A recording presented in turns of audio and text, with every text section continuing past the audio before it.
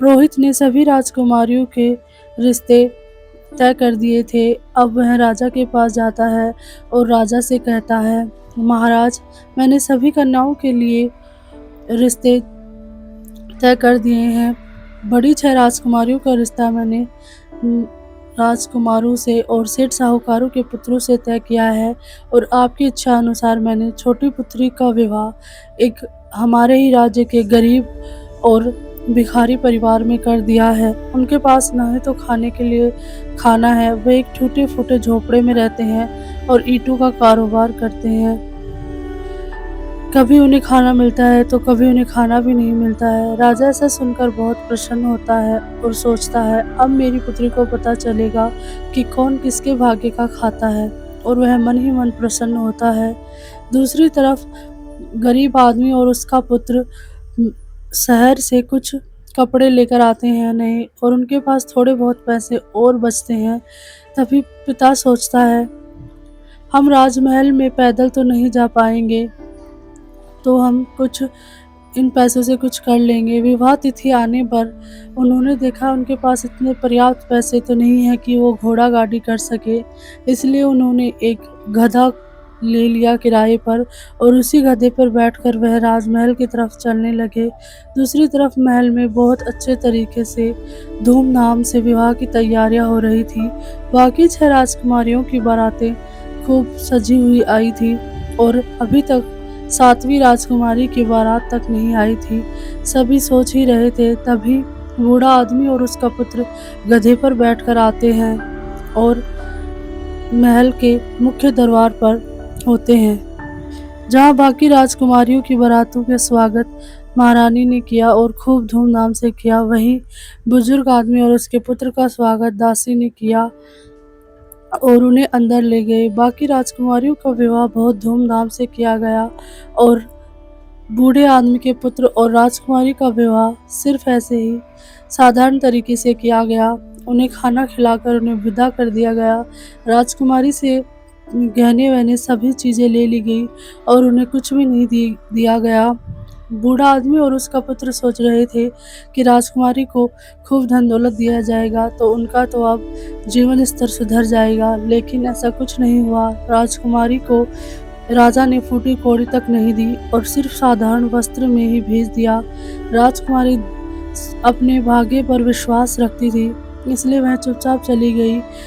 तभी पुत्र और पिता जा रहे थे, तभी पिता ने कहा, पुत्र, तुम तो पैदल भी चल सकते हो, राजकुमारी को बैठ जाने दो गधे पर, उनसे पैदल नहीं चला जाएगा। राजकुमारी गधे पर बैठ जाती है और वह अपने घर पहुंचते हैं। राजकुमारी देखती है उनका घर बिल्कुल टूटा फूटा हुआ झोपड़ा है, ना ही उनके पास कुछ है खाने पीने को। वह वहीं बैठ जाती है। दूसरे दिन जब पिता पुत्र ईंट के खाने में काम करने जाते हैं तो वह कुछ ईंट बेचकर चने लेकर आते हैं। उन्हें राजकुमारी देखती है, वह सोचती है, क्यों न मैं इन चनों को इस टूटी हुई चक्की को सही करके पीस लेती हूँ, और इससे आटा होगा तो हमारे पास चने बच जाएंगे। राजकुमारी साफ सफाई करके उस चक्की को सही कर लेती है और आटा पीस कर रोटियां बनाने लगती है। तभी कई दिनों में रोटी मिलने पर पिता पुत्र बहुत प्रसन्न होते हैं और खाना खाते हैं। राजकुमारी तभी नदी के पास जाती है, वहाँ से घास फूस इकट्ठा करके वह झोपड़ी को दोबारा से बनाती है। मिट्टी से वह झोपड़ी को दोबारा लीप लेती है और उस पर रंगोन बनाती है। उनकी झोपड़ी अब साफ सुथरी और अच्छी लगने लगी। तभी पिता कहते हैं, पुत्र देखो, राजकुमारी के आने से हमारा जीवन स्तर सुधर गया है। अब हमें खाने को रोटी मिलती है और हमारा घर भी बहुत साफ सुथरा और सुंदर है। राजकुमारी छोटी छोटी चीज़ों में खुशी ढूंढने लगी। उन्होंने बचे हुए चनों को वह बेचकर घर का सामान लेकर आने लगी। ऐसे धीरे धीरे समय बीतता गया। एक दिन जब पुत्र और पिता अपने ईंट के भट्टे में काम कर रहे थे, तभी उन्हें एक पीली ईंट मिली। पुत्र से पिता से कहते हैं, जाओ पुत्र, ये ईंट राजकुमारी को दे दो, वह इसे अपने किसी काम में ले लेगी, ये कितनी सुंदर रंग की है।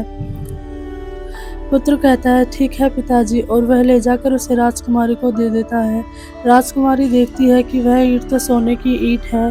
तभी वह कहती है ये आपको कहाँ से मिली? तो वह बताता है कि ये मैंने हमारे ही ईंट के भट्टे से ली है। राजकुमारी उनकी नादानी पर सोचती है और फिर कहती है जैसे भी ऐसी ईंट मिले मुझे लाकर देना।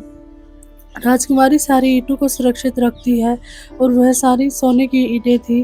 राजकुमारी एक विशेष कारीगर को बुलाकर लाती है और कहती है तुम्हें मेरा एक सुंदर महल बनाना होगा, जिसके झरोखे से जब भी मैं दीप जलाऊं तो वह मेरे पिताश्री के महल में दिखे। कारीगर ने कहा जो आपकी आज्ञा राजकुमारी जी। कारीगर सोने की ईंट ले लेता है और एक बहुत ही भव्य महल बनाता है। राजकुमारी ईंटों से बहुत सुंदर महल बनवा लेती है और खूब उसके पास ज़मीन और खूब सारी उसकी प्रजा हो जाती है। लोग उसके राज्य में आकर रहने लग जाते हैं। राजकुमारी खूब धनवान हो जाती है और वहाँ की महारानी बन जाती है। पिता पुत्र का भाग्य भी बदल गया था। दूसरी तरफ राजा का भाग्य पूरी तरह से बदल चुका था। उसके राज्य में अकाल पड़ गया था, चारों तरफ भुखमरी फैल गई थी। राजा का राजमहल पूरी तरह से लुट चुका था। वह अपनी पत्नी और खुद का गुजारा करने के लिए चूड़ियाँ बेचने लग जाता है।